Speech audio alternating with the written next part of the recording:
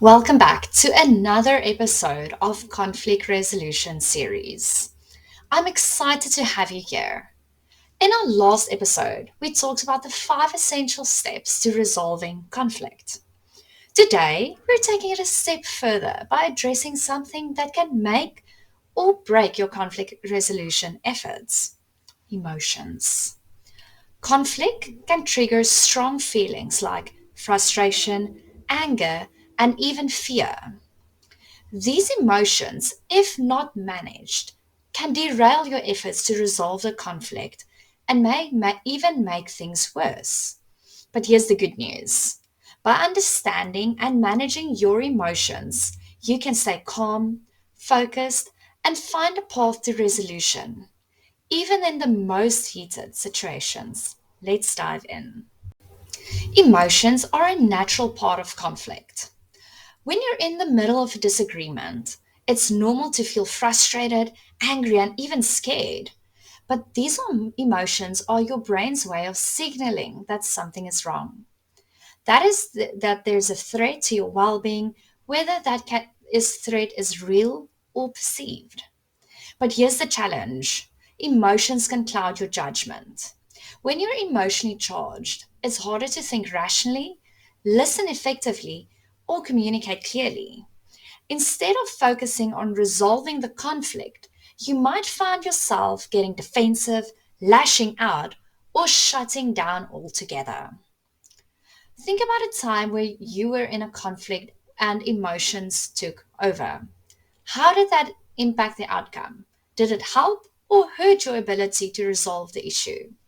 Most of the time, letting emotions run the show can lead to regret, saying things you don't mean, escalating the situation, or missing out on opportunity to find the common ground.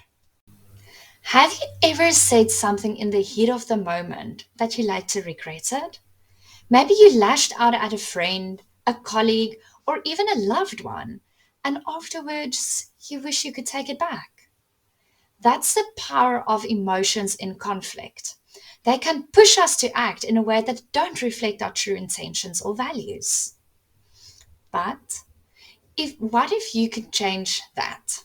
What if instead of letting your emotions control you, you could control your emotions?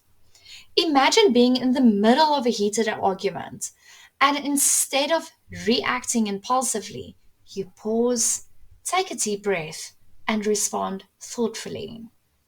That's the kind of emotional control we're talking about today.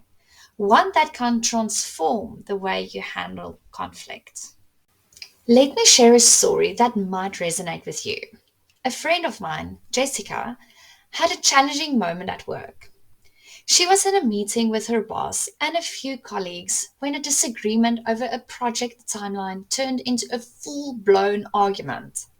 Jessica felt like her hard work was being discredited, and in the heat of the moment, she snapped.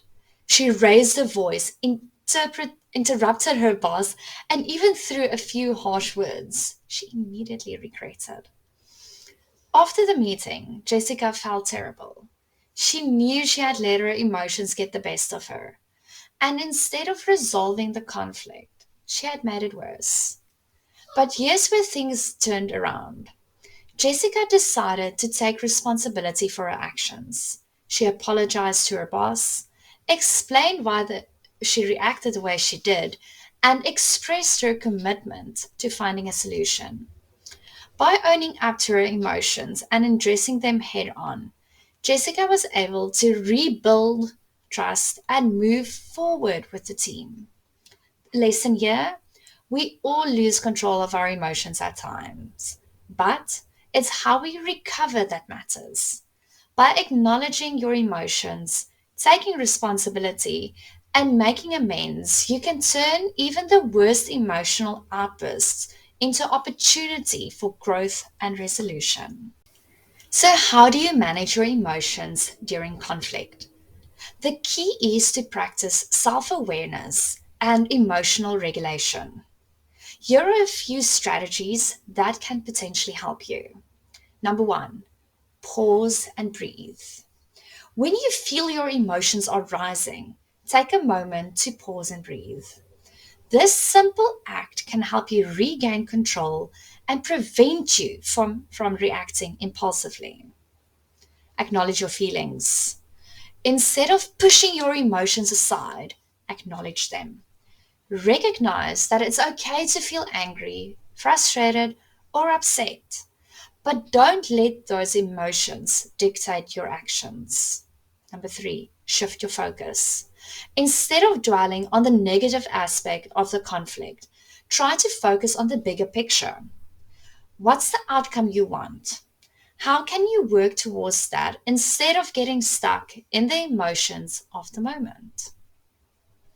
Number four, practice empathy. Try to put yourself in the other person's shoes. What might they be feeling? How can you address their concerns in a way that's respectful and constructive? By managing your emotions, you can stay calm, focused, and find a path to resolution, even in heated situations. Remember, emotions are powerful, but with the right tools, you can harness that power for positive outcomes.